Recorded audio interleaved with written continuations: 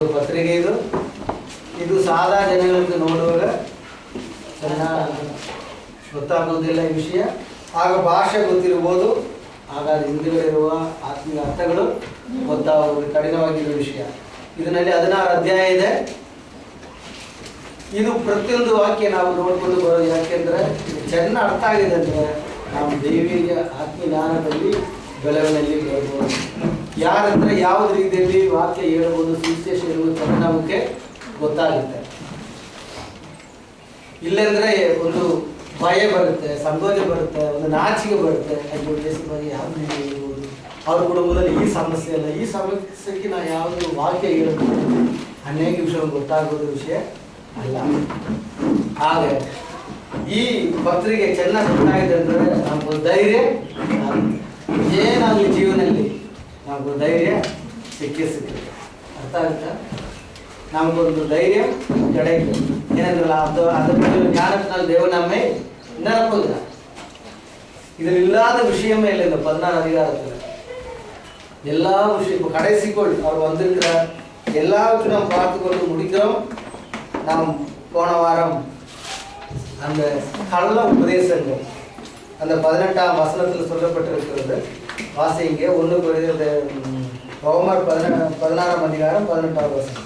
அப்படிப்பட்டவர்கள் நம்முடைய கர்த்தராகிய இயேசு கிறிஸ்துவுக்கு ஊழியம் செய்யாமல் தங்கள் வயிற்றுக்கே ஊழியம் செய்து நய வசனிப்பினாலும் இச்சக பேச்சினாலும் கபடி இல்லாதவர்களுடைய இருதயங்களை வஞ்சிக்கிறவர்களாய் இருக்கிறார்கள். கபடம் இல்லாதவர்களை வஞ்சிக்கிறவர்களாக இருக்கிறார். கபடம் இல்லாதவர்கள் நம்ம பார்க்கும்பொழுது அப்ப அவங்களுடைய சுபாவம் எப்படி தெரியுமா? கபடம் இல்லாதவர்கள் எதை கேட்டாலும் நம்புவார்கள். அதுதான் கபடம் இல்லாதவர்கள். இன்னொரு இன்னசென்ட், எதை சொன்னாலும் நம்புவாங்க. இப்படிப்பட்டவங்களை இவங்க வஞ்சித்து ஏமாத்தி தங்களுக்காக, தங்களுடைய வயிற்று பழப்புக்காக இந்த விஷயத்தை செய்கிறார்களாம். ஆனால் நீங்க அப்படி இருக்காதீங்கன்றாங்க. நீங்கள் அப்படி அடுத்த வருஷத்தை வாசிக்கும் பொழுது அந்த திட்டமாக நம்மளை பார்க்க முடியும். நீங்கள் அப்படி செய்யாதீங்க. நீங்கள் கபடற்றவர்களாக இருக்காதீங்க. எதில் கபடற்றவர்களாக இருக்க வேண்டும், எதில் ஞானம் உள்ளவர்களாக இருக்க வேண்டும் என்றுதான் அடுத்த வசனம் கற்றுக்கொண்டு நம்மளை பார்த்தோம் கொடுக்குறது. புரியுதுங்களா? அதனால கடைசி காலத்தில் மட்டுமல்ல, ஆதி காலத்தில் இந்த கள்ளபோதகம் எழும்பி இருக்கு. இந்த காலத்தில் கள்ளபோதகம் இல்லை. இன்றைக்கு கள்ளபோதகம் என்று நினைத்தால் அநேக சிந்திக்கிறது சாத்தான் வருவான், 2 கொம்பு வச்சு கருப்பு கலர்ல இயேசு இல்லைன்னு சொல்லுவான். அதுதான் கள்ளபோதகம் அல்ல. சாத்தான் வருதா இருந்தால் அப்படி வரவே மாட்டான். சாத்தான் மறுபடியும் ஒயிட் அண்ட் ஒயிட் போடுவான், கையில் ஒரு பைபிள் வைப்பான், ஜீசஸ் பேட்ஜோ குத்துவான், அல்லையே பிரேசர் சொல்லிட்டு தான் உள்ளேயே வருவான். இல்லைன்னா நம்ம யாரும் அவனை ஒத்துக்க அக்செப்ட் பண்ண மாட்டோம். அப்புறம் மெதுவாக அவனுடைய போதகத்தை ஆரம்பிப்பான். அங்கதான் கள்ளத்தனம் இருக்கும். ஆனால் பைபிள் எடுத்து பேசுவான். பைபிள் இல்லாத பேச நம்ம ஒத்துக்கவும் மாட்டோம். அப்போ பைபிள் எடுத்துக்கிட்டே பேசுவான். ஆனால் பேசுகிற விஷயத்தை நாம் கவனிக்க வேண்டும். சுவிசேஷத்துக்கும் வசனத்துக்கும் மாறான விஷயத்தை பேசுகிறானா, அங்கதான் பாயிண்ட். புரியுதுங்களா? அங்கதான் பாயிண்ட்.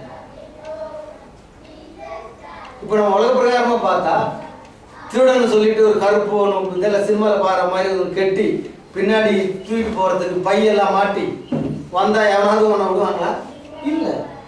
இப்போ லேட்டஸ்ட் எப்படி காலத்துக்கு ஏற்ற மாதிரி அவனும் மாறான் இல்லைங்களா? சூட்டு டையெல்லாம் கட்டி இங்கிலீஷ் பேசி அந்த சேல்ஸ் இந்த சேல்ஸ் அந்த இப்படி சொல்லிட்டு தான் போகல. காலத்துக்கு ஏற்றபடி அவனும் மாறான். உலக பிரகாரமான கல்லனுக்கு புத்தி என்றால் சாத்தானுக்கு எவ்வளவு புத்தி இருக்கும். அவனும் அதுக்கேற்றபடி தான் அவனும் வருவான். ஆனால் கர்த்தர் நம்மோட இருக்குமானால், தேவன ஞானம் நம்மிடத்தில் இருக்குமானால் நம்ம வஞ்சிக்க முடியாது.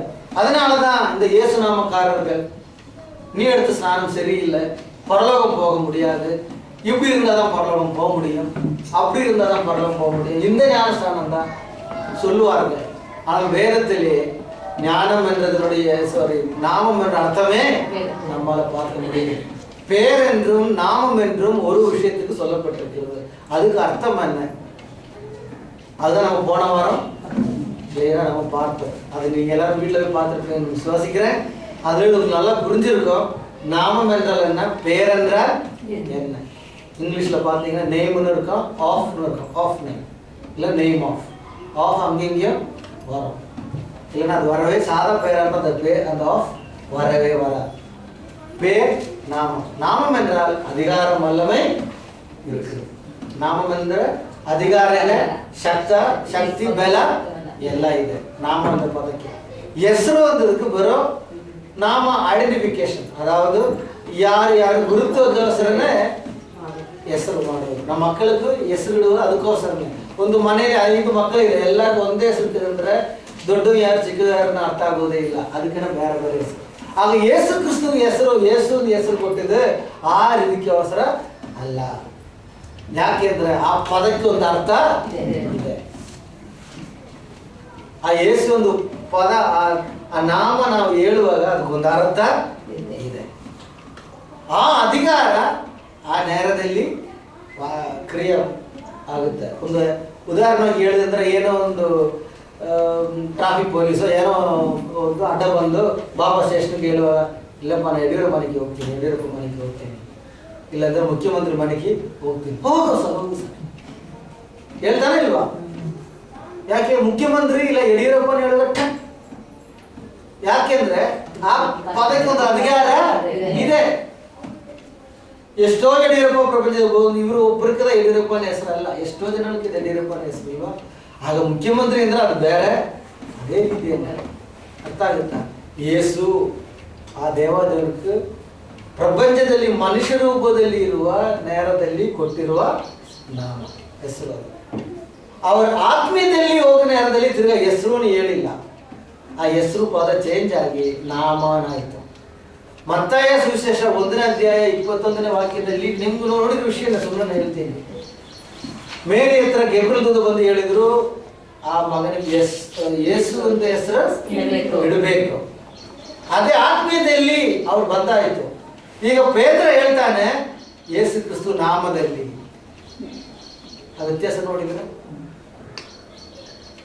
இங்கே வரும்பொழுது நாமம் என்ற அந்த வார்த்தை வருகிறது.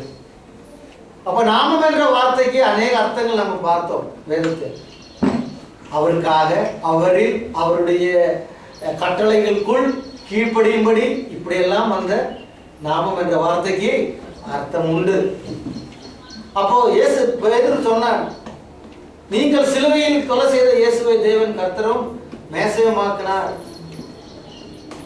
இயேசு கிறிஸ்து நாமத்தில் ஞானம் அடைஞ்ச அர்த்தம் என்ற, நீங்கள் கொலை செய்த இயேசுக்காக ஞானஸ்நானம் எடுங்கள் என்றுதான் அதுக்கு அர்த்தம்.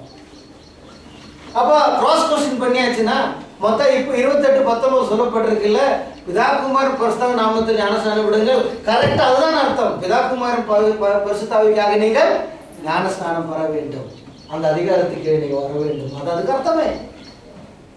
ஆனால் இவர்கள் நயவஞ்சகமாக பேதைகளுடைய மனதை மாற்றும்படி அவர்கள் சொல்லுகின்றது, பிதாகுமாரன் பரிசுத்தாவியின் நாமம் என்று சொல்லியிருக்க, பிதாகுமாரன் பரிசுத்தாவியின் அந்த வார்த்தை தான் குழப்படி அவர் செய்கிறார்கள்.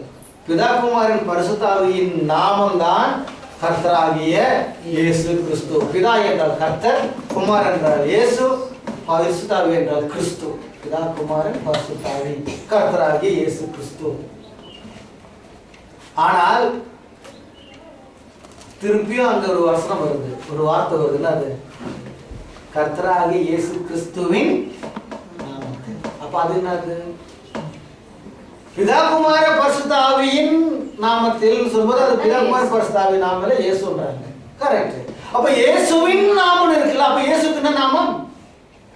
அந்த क्वेश्चन வருது, வரதா இல்லையா? இயேசு என்ற வார்த்தையில் சொன்ன क्वेश्चन அங்க கேள்வி வராது. அங்க சொல்லப்படுகிறது இயேசுவின் நாமம். அப்ப இயேசுக்கு ஒரு பேர், ஏதோ ஒரு பேர் இருக்கணும். அதான் இயேசுவின் நாமம் இருக்குல்ல. பிதாகுமாரன் பரிசுத்தாவியின் இயேசுவின், இயேசு என்றேன்னு வரல, இயேசுவின் நாமத்தில் சொல்லும் பொழுது அப்ப இயேசுக்கு ஒரு பேர், அதுதான் இயேசு. அப்ப எதுவுமே அல்ல, அங்க நாமத்தில் என்ற வார்த்தைக்கு அர்த்தம் அதிகாரம். அவருக்காக, அவரில் கீழ்ப்படியும்படியாக, அவருடைய வல்லமைக்குள் வரும்படியாக தான் அந்த ஞானஸ்நானம் கொடுக்கின்ற விதம். பிதா குமாரன் பரிசுத்த ஆவியின் நாமத்தில் கொடுக்கிறான். தேவனே பிதா குமாரன் பரிசுத்த அதிகாரத்துல பிதா குமாரன் பரிசுத்த ஆவிக்காக நான் ஞானஸ்நானம் கொடுக்கிறேன். அப்ப கொடுக்கும்போது என்ன ஆகுது? பிதாவுடைய அதிகாரமும் குமாரனுடைய அதிகாரமும் பரிசுத்தாவுடைய அதிகாரமும் அவருடைய வாழ்க்கையில் நிறைவேறுகிறது. பிதாவுடைய அதிகாரம் பாவத்தை மன்னிக்க வேண்டியதும், குமாரனுடைய அதிகாரம் மனுஷனுக்காக ரத்தம் சிந்தி உயர்த்தேந்திருக்கிறதும், பரிசுத்தாவுடைய அதிகாரம் கடைசி நாள் வரைக்கும் வழி நடத்துகிறது. இது மூணு அவருடைய வாழ்க்கையில் நிறைவேற வேண்டும். அப்ப இயேசு கிறிஸ்து தப்பா சொல்லி கொடுத்தாரா? எல்லாம் என் நாமத்துல கேளுட்டார். துரத்துங்க, வேற சம கையை வைங்க எல்லாம் சொல்லிட்டார். ஸ்நானம் மட்டும் என் நாமத்துல கூட சொல்லிட்டு தான் முடிஞ்சிருக்கும்ல. ஏன் அதை இப்படி சொன்னா? ஏன் இந்த விஷயம்